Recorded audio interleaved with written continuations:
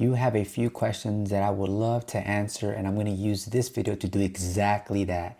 In this video, there are two things I'm going to go over. I'm going to go over my latest setup, my rig, using a DSLR camera or mirrorless camera. It's almost the same concept because you are not using an iPad to record the actual footage or an iPhone.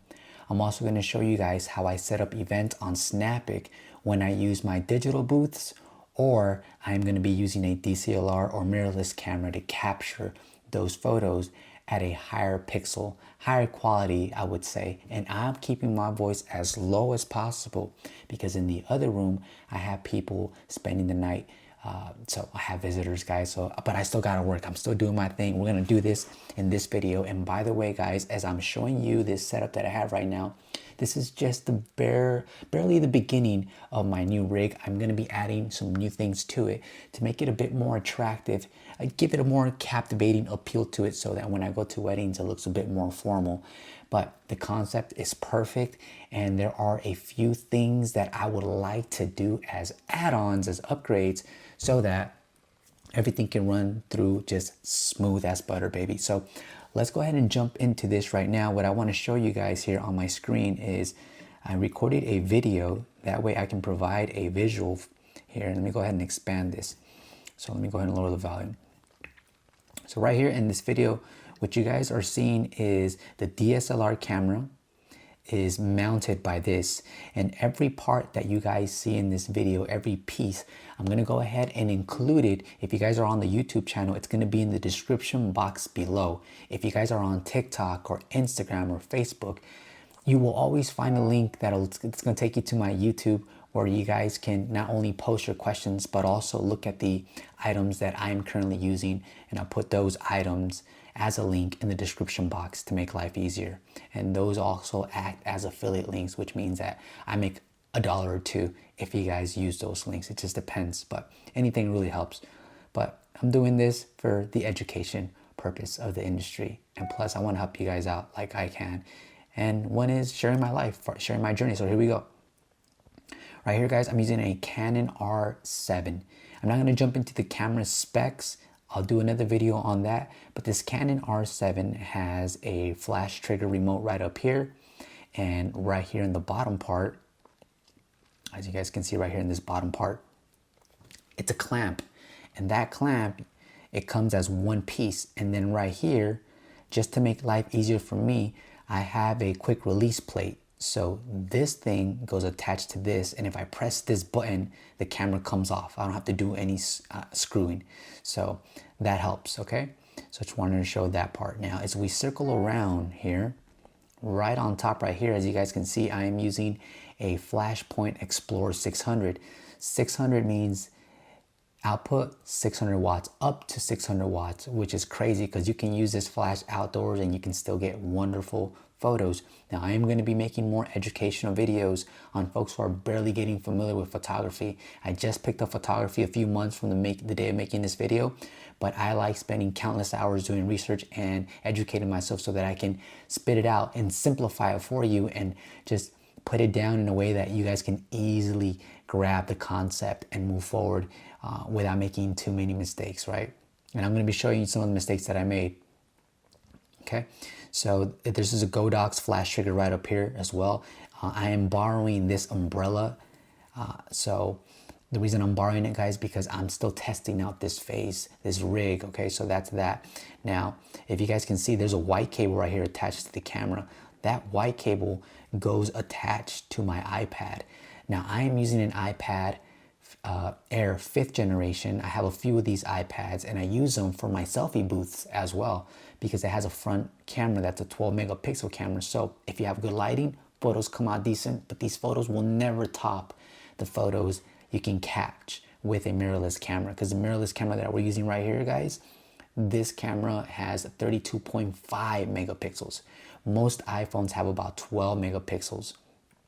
So just to kind of give you an idea of what you're getting.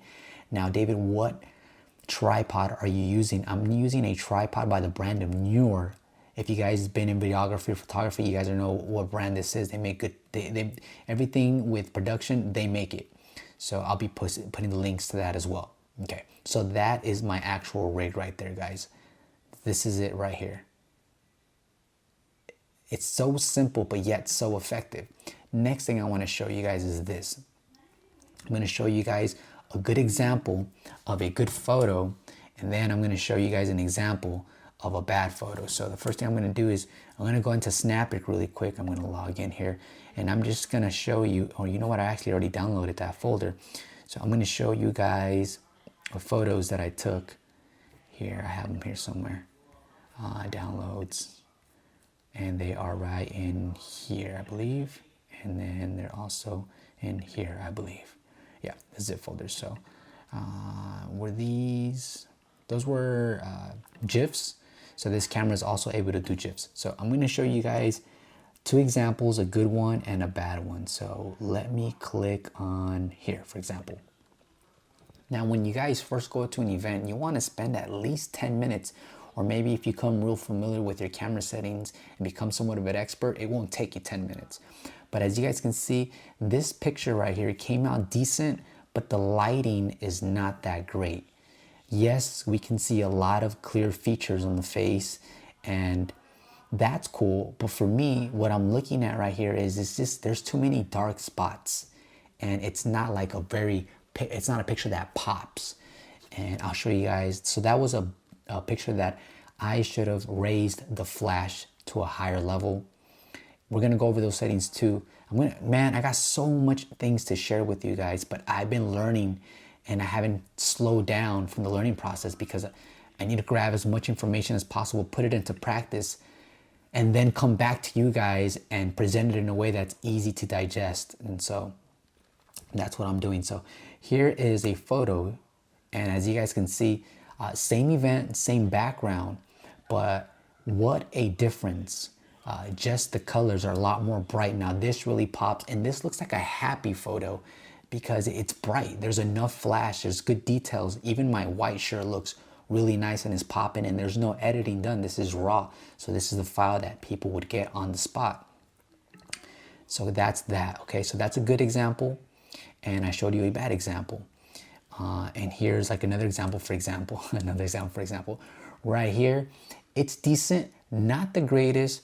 What I could have done right here as well is I could have turned up the flash power a little higher so that I come out a little lighter, and the picture, like I said, looks more vivid because of the brightness level, but it's not overexposed. So this one is decent, but like I said, the best example I can show you guys is this one because how bright the photo came out, and that's what we want.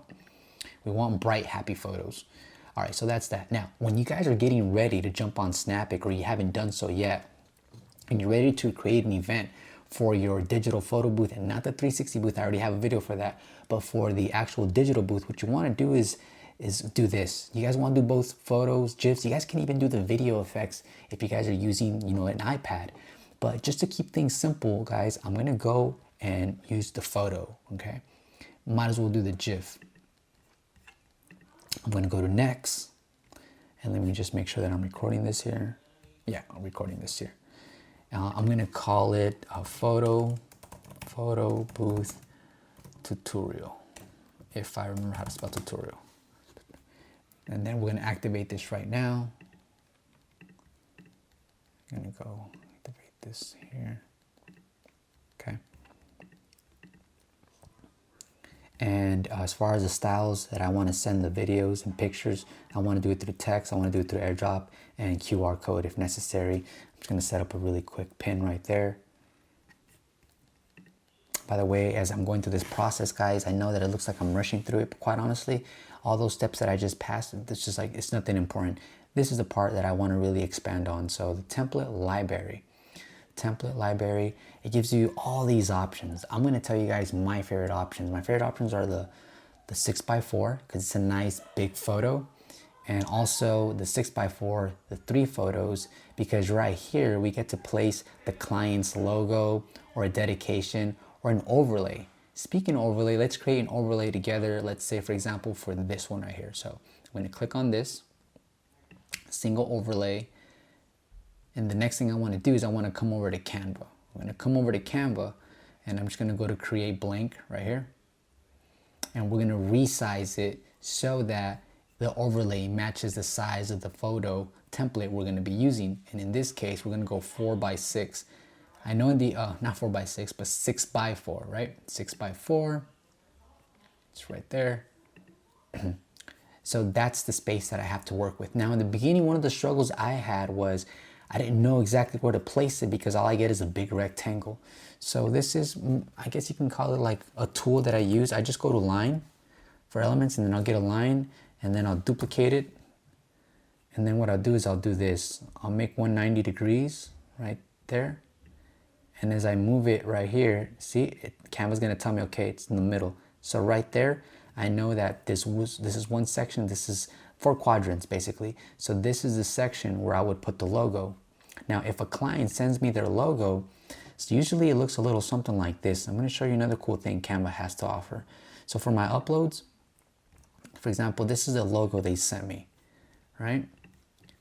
And I want you to check something out. So I'm going to go to the background, and I'm going to make the background a dark blue like this.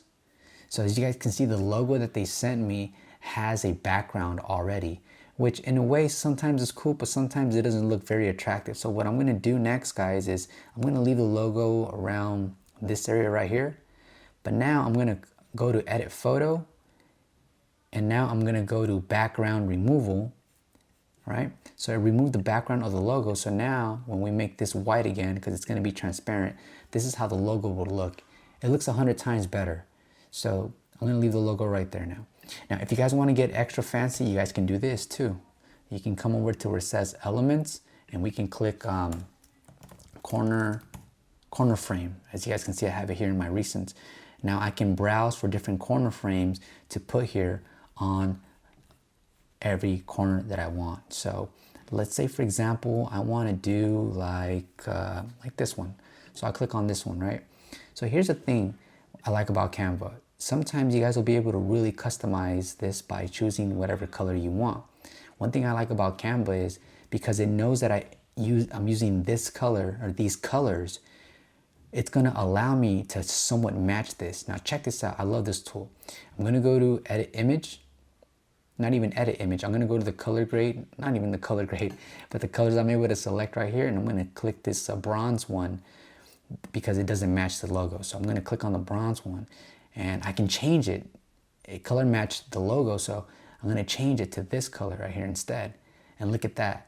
Now it's matching beautifully. The next thing that I can do now is I can duplicate it. So I'm just going to hit Control D or Command D, and I'm going to get 3 more right there.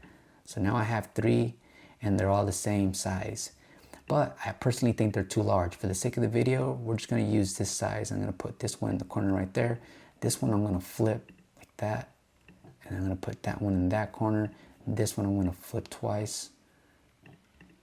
Like that. Put it in that corner. Now if I wanted to, right there. If I wanted to, I could put one in this corner if I wanted to. You know what, let's just do it because I think it'll look a little bit better. So I'm going to duplicate this again and then flip it like that, and then put it right in there. So actually that looks pretty dope. Now the next thing I'm going to do is I'm going to go to share, I'm going to go to download, and I'm going to go to transparent background. A lot of you guys that are using Lumen Booth send me messages almost every other day saying, hey, it's just a big picture and there's no background. Or there's a background, but it's a solid color. Make sure you guys are hitting transparent background right here and then download, okay? So that's gonna download for us right now. It's only gonna take a few seconds. I'm gonna go over to Snappic right here, and we're gonna go ahead and go to edit. And then where it says click or drop images, I'm gonna click on that, and I'm gonna select that overlay we just did together. And then I'm gonna go ahead and click it. And now it's on the actual photo. And that's exactly how you guys make an overlay and attach it to your Snappic photos. And then right here where it says countdown interval, usually anywhere from 2 to 3 seconds is fine. I like the 3 seconds because you give them 3, 2, 1, takes a photo and does a little bit of processing. And then again, 3, 2, 1, and it's gonna do a total of 3 photos. As far as show overlay preview, I don't check that. Do not mirror live view. I don't check that because what that means is right now I'm gonna move to my left, and then it reflects that I'm moving to my left. And if I move to the right, it does that. But if you go to do not mirror live view, if I go here, I'm gonna move this direction on the side of the camera, it makes it confusing because then people like they trip out. It messes up the equilibrium. All right, so I'm gonna go ahead and hit save for now. I'm gonna save that one. Okay, now say for example I go on to do another template. Now we're gonna do a GIF. The photo booth sharing station, I'm gonna skip this part, guys, because quite honestly I don't think it's the most important thing, but there's one thing I do want to point out, and if you guys want me to spend more time here in this section, let me know in the comment box below.